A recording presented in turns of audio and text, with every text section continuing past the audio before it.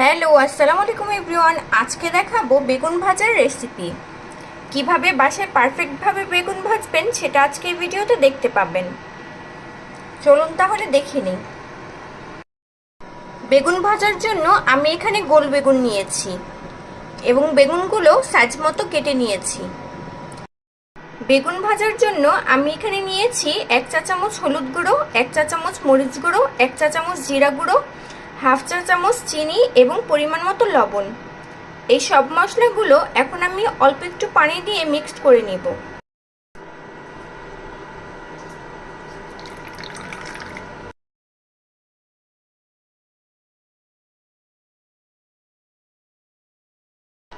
সব মশলাগুলো একসাথে ভালো করে মিক্স করে নিয়েছি।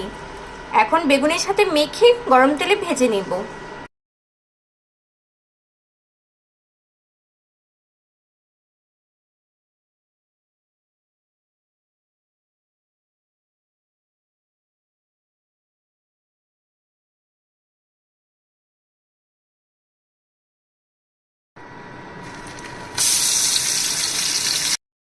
বেগুনগুলো গরম তেলে ভেজে নিচ্ছি।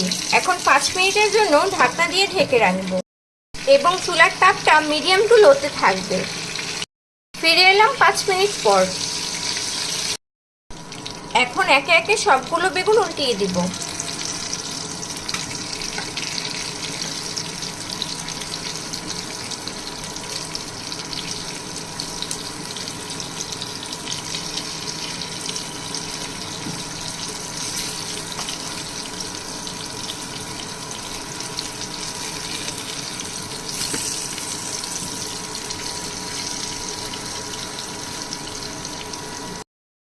দেখুন বেগুনগুলো ভাজা হয়ে গেছে।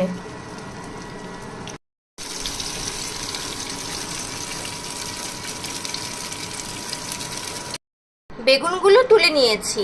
এখন এই বেগুন ভাজা তেলের মধ্যে দিয়ে দিব পেঁয়াজ কুচি, কাঁচামরিচ কুচি এবং ধনেপাতা কুচি।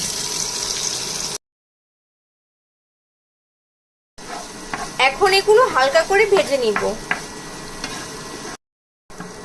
পেঁয়াজগুলো বেরেস্তা করে নিয়েছি। এখন বেগুনের উপর দিয়ে দিব।